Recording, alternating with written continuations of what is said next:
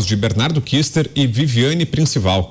A produção conta a história da infiltração esquerdista na Igreja Católica por meio da Teologia da Libertação, movimento revolucionário que busca reinterpretar os ensinamentos cristãos e usá-los como motor de uma revolução social comunista.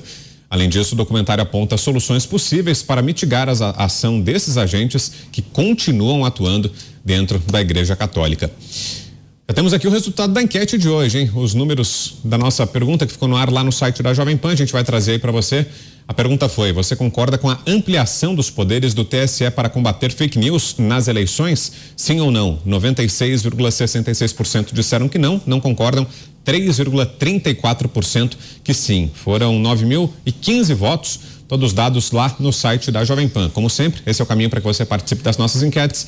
www.jovempan.com.br. Muito obrigado a todos pela participação. E um recado para você que nos acompanha aqui pelo canal de Os Pingos nos Is no YouTube. Muito obrigado pela sua companhia. Curta a transmissão se você gostou do programa de hoje. Aperte o botão do like, o botão do joinha aqui abaixo do player do vídeo. E se ainda não se inscreveu, aproveite e inscreva-se também aqui no canal de Os Pingos nos Is. Uma última informação: o ministro André Mendonça, do Supremo Tribunal Federal, rejeitou pedidos de parlamentares de oposição e advogados do grupo Prerrogativas que queriam investigar os supostos crimes praticados por Jair Bolsonaro em encontro com adolescentes venezuelanas na periferia de Brasília. Os pedidos estão relacionados a fatos narrados pelo chefe do executivo em um podcast, quando o termo pintou um clima foi explorado por petistas.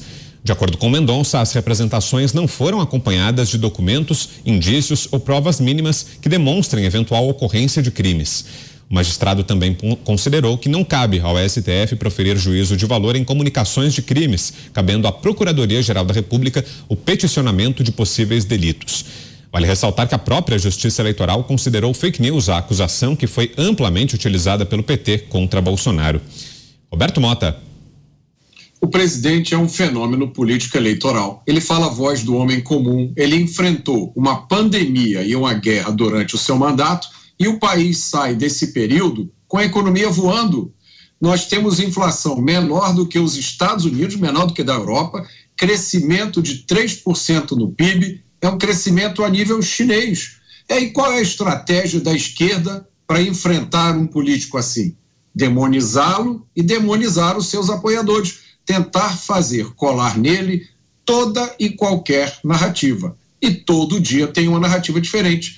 A gente vê isso toda hora aqui, quando um comentarista, ao comentar um assunto completamente diferente, que não tem nada a ver, acha um jeito de colocar o nome do presidente Bolsonaro e um fato negativo no comentário.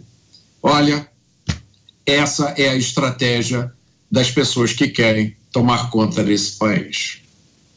Você, Pavinato, 30 segundinhos. Olha, falta ao TSE aplicar litigância de má-fé. 2, perceba a estratagema. Eu não posso mais falar do pintou um clima, então eu promovo uma ação dizendo que foi crime e volto a falar do pintou o clima mesmo assim. Percebeu a má-fé? E 3, só pontuar aquela questão da CPI quanto ao assédio eleitoral. Isso não é função de CPI.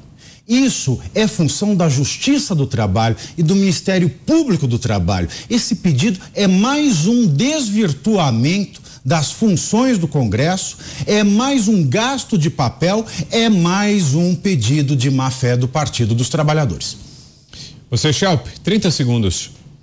Essa estratégia se tornou comum, né? Já que a PGR normalmente não atende aos pedidos, às manifestações que vêm aí dos parlamentares para pedir a abertura de investigação e assim por diante, tentou-se e muitas vezes conseguiu-se fazer isso diretamente via STF. O ministro André Mendonça, obviamente, não acatou nesse caso e é uma discussão, essa das falas do presidente Jair Bolsonaro, que está mais no campo da moral mesmo, né? Um campo que deve ser discutido aí no âmbito da campanha, já que ele mudou a narrativa dele em relação àquele episódio, né? Primeiro ele dizia que achava que as meninas eram prostitutas e que havia pintado um clima quando ele passou de moto por elas. Depois ele mudou a história, disse que nada disso, que ele não quis insinuar nada em respeito delas e assim por diante, que pintou o clima tem um significado que não existe em léxico nenhum.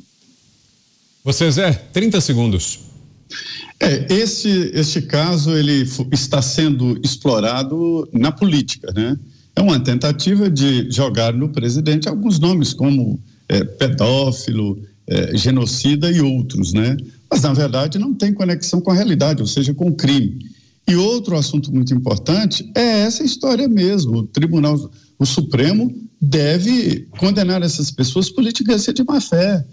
Nem tudo vai para o Supremo, como disse o ministro André Mendonça.